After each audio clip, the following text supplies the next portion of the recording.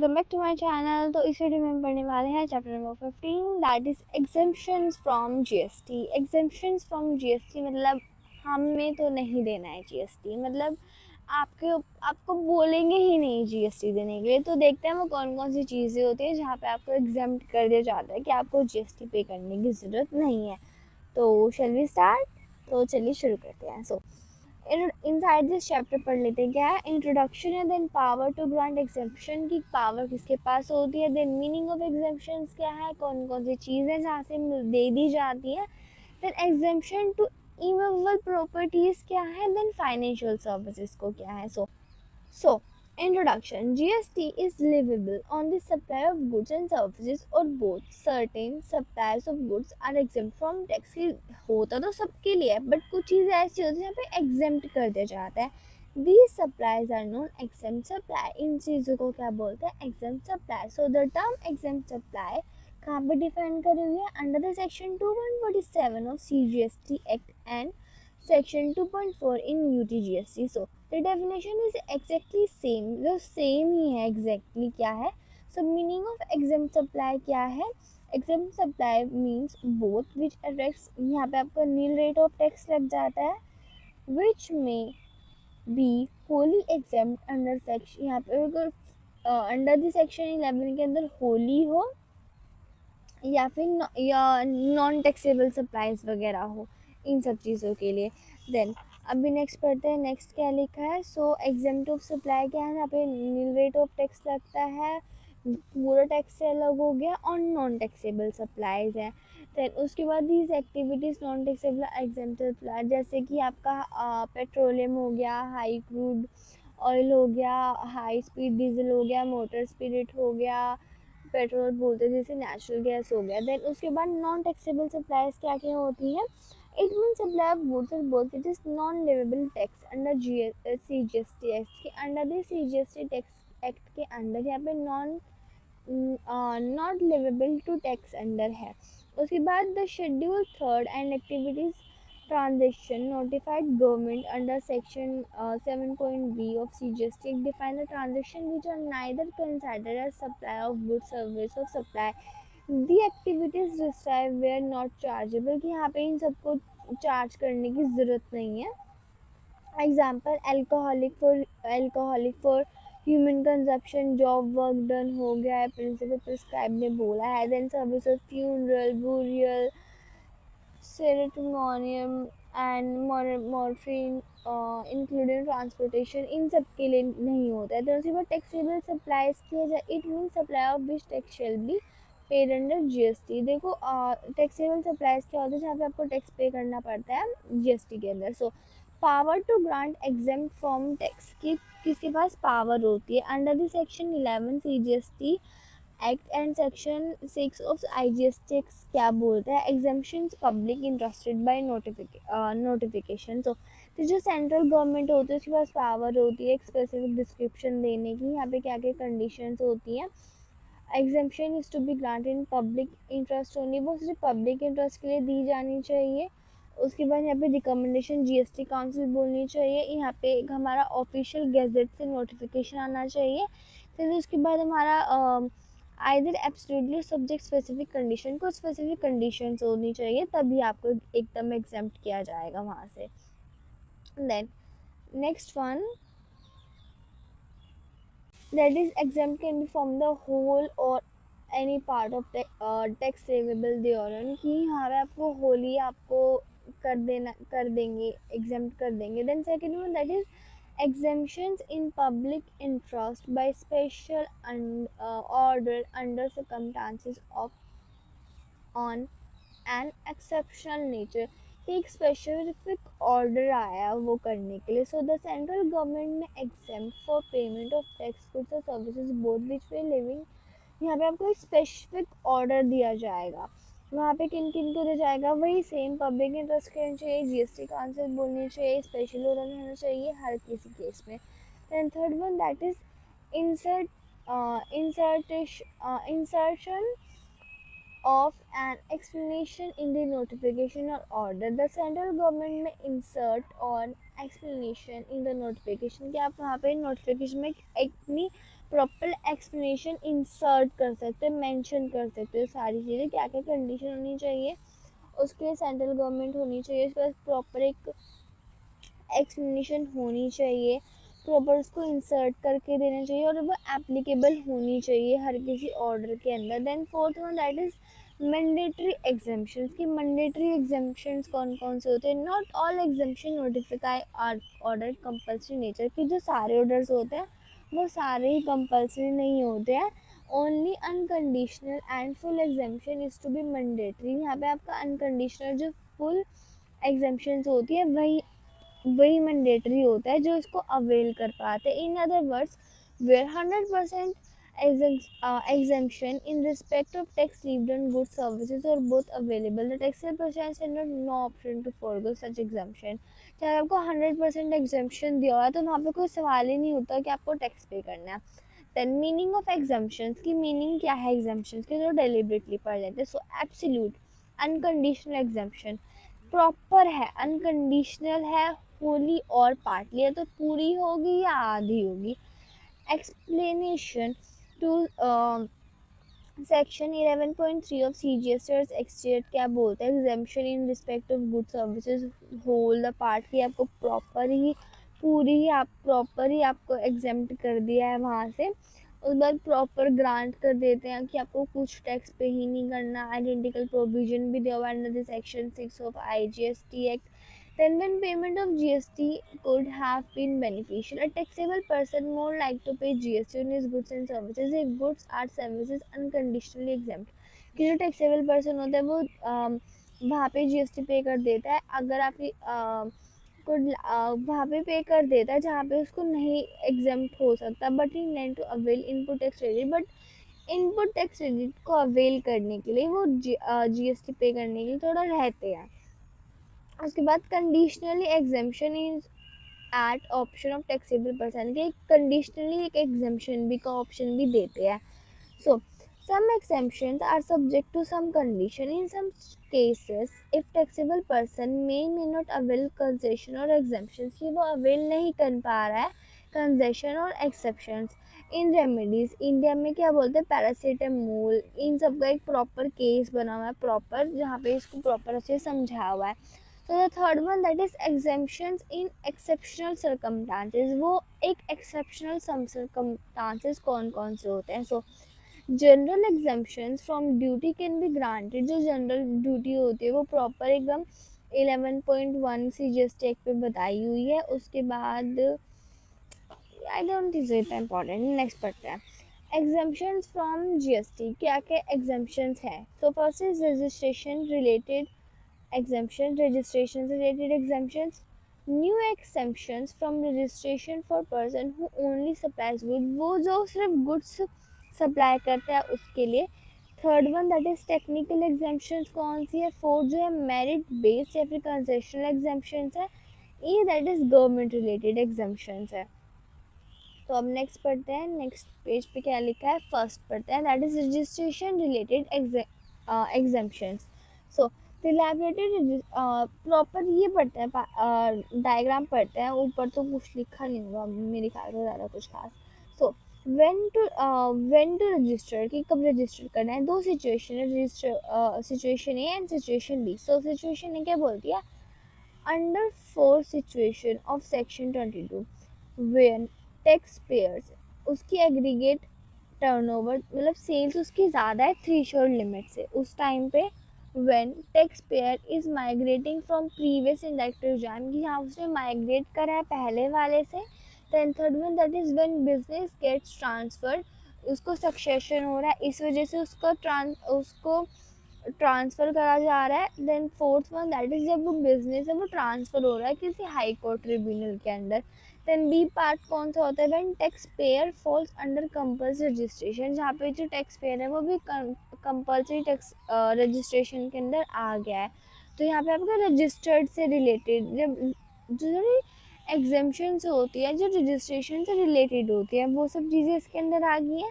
Then second one that is B, that is exemptions from registration for person who only supplies goods, जो सिर्फ goods की supply करता हो। So new exemption registration only for goods जिसका aggregate turnover less than 40 lakh हो, ठीक है, under CGST क्या बोलते हैं, उनको दे दी जाती है। जहाँ पे जो आपका टर्नओवर होता है 40 लाख से ज़्यादा नहीं दे सकता, तो वहाँ पे आपको ये एप्लीकेबल होता है। So any person is engage in exclusive supply, जो एक्सक्लूसिव सप्लाई कर रहा है देन 40 लाख से, सो कंपल्सरी रजिस्ट्रेशन होना चाहिए उस इंसान के पास, जो उसकी गुड्स है वो प्रॉपर टेबल में मेंशन होनी चाहिए।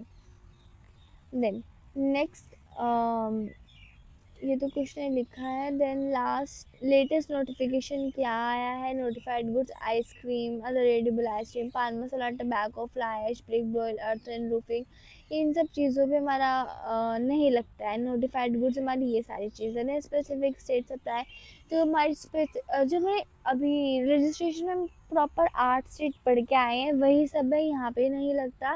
देन एग्जाम्पशंस क्या, एनी पर्सन हूँ जो सप्लाई कर दो सिर्फ कंपल्सरी रजिस्ट्रेशन का, फिर स्पेसिफिक गुड, या फिर स्पेसिफिक स्टेट सप्लाईज, और उसका जो टर्नओवर हो वो 40 लाख से कम हो, तो उसको रजिस्ट्रेशन की ज़रूरत नहीं पड़ती है।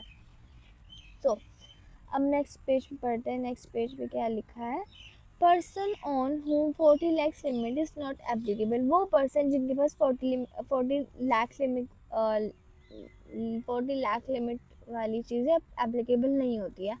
On this limit applicable is 20 lakh, इनके लिए 20 लाख लिमिट एप्लीकेबल होती है। इनको कंपल्सरी रजिस्ट्रेशन की ज़रूरत नहीं होती है। यहाँ पे जो गुड्स होते हैं वो नोटिफाइड में करी जाती है, यहाँ पे स्पेसिफिक गुड्स अभी जो सिंपल पढ़ के आया पीछे वही सारी चीज़ है।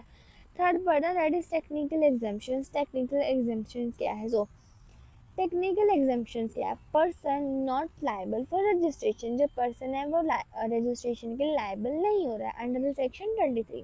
Then aggregate turnover exceed 20 to 10 lakh, ये जो आपका एग्रीगेट टर्नओवर है वो 20 या फिर 10 लाख से एक्सीड कर रहा है। Even then person not liable for registration, उसके बाद भी पर्सन जो है रजिस्ट्रेशन के लाइबल नहीं हो रहा है। पर्सन मेकिंग एग्जेम्प्टेड सप्लाई, तो वो या तो वो एग्जेम्प्टेड सप्लाई कर रहा है, सप्लाई जो कि टैक्स के अंदर नहीं आती है, वो जो सप्लाई कर रहा है वो प्रॉपर एग्जेम्प्ट हो रही है। और अगर एग्रीकल्चरिस्ट है तो वो सप्लाई कर रहा है किसी कल्टीवेशन लैंड वगैरह की। और कुछ स्पेसिफिक कैटेगरीज वाले पर्सन भी होते हैं। देन अदर एग्जेम्पशंस होती हैं। पॉइंट 4 टू पॉइंट नंबर 10 से रिलेटेड है। अभी इसको थोड़ा डेलिबरेटली पढ़ लेते हैं। सो यहाँ पे लिखा है पर्सन मेकिंग एग्जेम्प्टेड सप्लाई, जो पर्सन हमारे एग्जेम्प्टेड सप्लाई कर रहा हो। So the section 23.8 provide that supply shall not liable for registration, वो रजिस्ट्रेशन के लाइबल नहीं होते अगर उसका एग्रीगेट टर्नओवर है वो एक प्रॉपर लिमिट से क्रॉस कर ही नहीं रहा है, मतलब वो एक्सीड ही नहीं हो रहा है। He will not liable for registration, अगर उसका एक्सीड नहीं हो रहा है 20 लाख या 10 लाख से ज़्यादा, तो इसलिए वो नहीं कर सकता registration. The next one that is agriculturist, यहाँ पे agriculturist have been defined under the section 2.7 के अंदर उसको डिफाइन भी किया हुआ है। डिफाइंड एग्रीकल्चर मीन इंडिविजुअल, जो कि Hindu individual and divided family के अंदर आता है बाय ऑन लो, या फिर वो खुद के सर्वेंट यूज़ कर रहा है, खुद की फैमिली यूज़ कर रहा है, तो वो भी रजिस्ट्रेशन के लायबल नहीं होता है।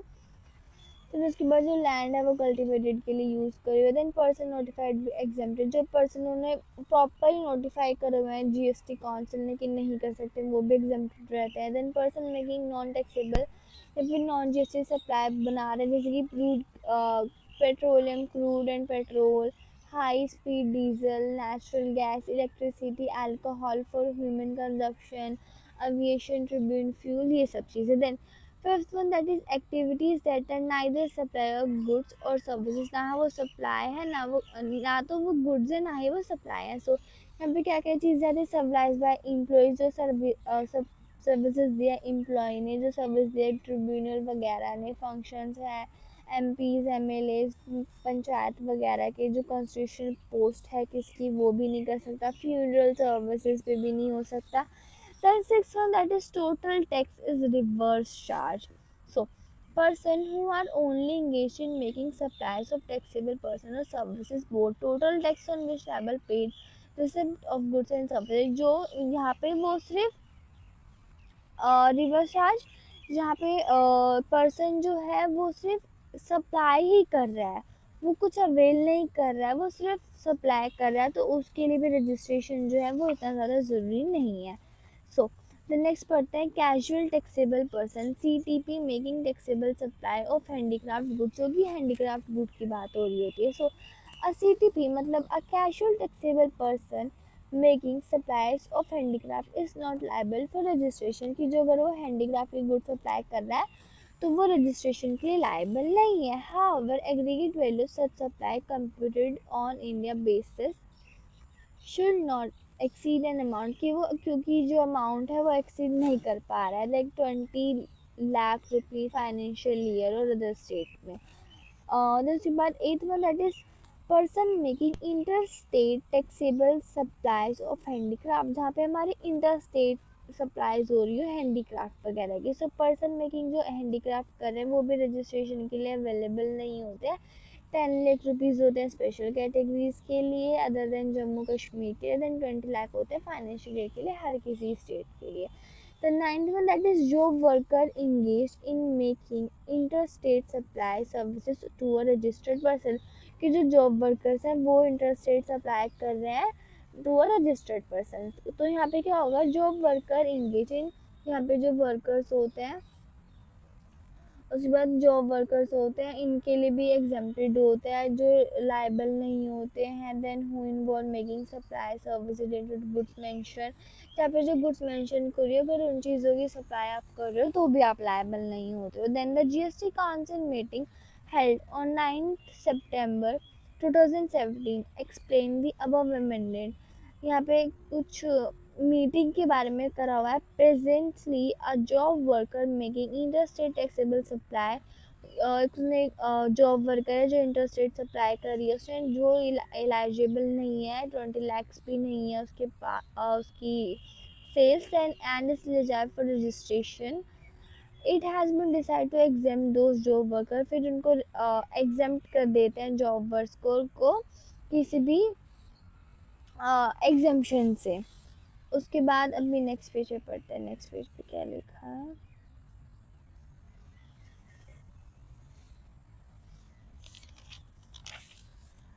Person making interstate supply of taxable service who aggregate turnover does not exceed 10 lakhs, कि अब वो जो पर्सन है वो इंटरस्टेट सप्लाईज कर रहा है, टैक्सेबल सप्लाईज कर रहा है जिसका जो एग्रीगेट टर्नओवर है वो ज़्यादा एक्सीड कर ही नहीं रहा है 20 and 10 lakhs। The person who are making interstate supply of taxable person, वो पर्सन जो कि इंटरस्टेट सप्लाई कर रहे हैं किसी टैक्सेबल सर्विसेज की, या फिर whose aggregate turnover computed on India basis does not exceed 20 lakh, जिसका जो टर्नओवर है वो 20 लाख से एक्सीड ही नहीं कर रहा है फाइनेंशियल ईयर में, are not required to registered under GST, उन सब के लिए अलाउ ही नहीं होता कि आप GST के अंदर रजिस्टर्ड हो सको।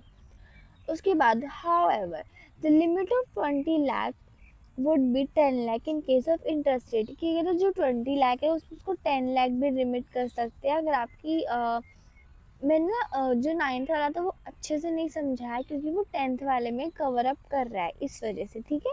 उसके बाद उसको आपने 20 से आप उसको 10 लाख भी कर सकते हो क्योंकि वहाँ पे स्पेशल कैटेगरीज आनी चाहिए। उसके बाद press release from the GST council meeting, press ने रिलीज करा था जो GST काउंसिल मीटिंग हुई थी 6 अक्टूबर को। प्रॉपर ये तो मीटिंग ही है, ये तो क्या ही पढ़ना है। 10D% that is merit based on concessional exemptions क्या क्या होते हैं। So composition scheme in Indian economy there are large number of small and medium enterprises, देखो इंडिया में बहुत ज़्यादा एंटरप्राइजेज है, small and medium and startups भी हैं। सो स्मॉल एंड जो मीडियम एंटरप्राइजेज होते हैं स्टार्टअप्स में difficult to complete with those provision, ये सबके पास इतना डिफिकल्ट हो जाता है इन छोटी छोटी चीज़ों को मतलब जाना, इनके लिए अप्रोच करना, थोड़ा मतलब छोटा है उनका भी स्टार्टअप छोटा है, फाइनेंस थोड़े कम होते हैं तो उनके लिए थोड़े कंसेशन दे देती है गवर्नमेंट। तो कंसेशनल में यही चीज़ें हैं। सो तो उनका बर्डन कम करने के लिए जो बिजनेस होते हैं इन सबको थोड़ा सा कंसेशनल दे देते हैं, थोड़ा सा इनको मतलब फीस वगैरह से बचा लेते हैं जो स्मॉल बिजनेस हो जाए जिनके ऊपर थोड़ा बर्डन ना आए। Basically this an option to provide they can up to fix percentage तो इनके पास एक ऑप्शन भी होता है कि वो एक फिक्स परसेंटेज वाला टर्नओवर वाला टैक्स एकदम अडॉप्ट कर ले। सो सब्सिडीज रेट्स कंसेशन की कुछ सब्सिडीज भी हैं। सो कैटेगरीज ऑफ रजिस्टर्ड पर्सन, क्या क्या कैटेगरीज है। मैन्युफैक्चर है, so the rate of tax कितना होगा 1%, रेट ऑफ टैक्स CGST का कितना होगा 1%। रेस्टोरेंट सर्विसेज है तो 2.5 एंड 2.5। ट्रेडर्स है तो 0.5 एंड 0.5। देन कंडीशंस क्या क्या होते हैं। The person opting for composition dB should be registered person, कि जो इसको अडॉप्ट करा हुआ एक रजिस्टर्ड पर्सन होना चाहिए। Second one, aggregate turnover registered person in the preceding financial year should not exceed, उसका 1.5 करोड़ से ज़्यादा एक्सीड नहीं करना चाहिए। So yeah, that's for chapter number 15, that is exemption from GST. So I hope it helps you. इसकी PPT आपको मेरे WhatsApp channel पर मिल जाएगी। सो until the next video, take care, thank you for watching.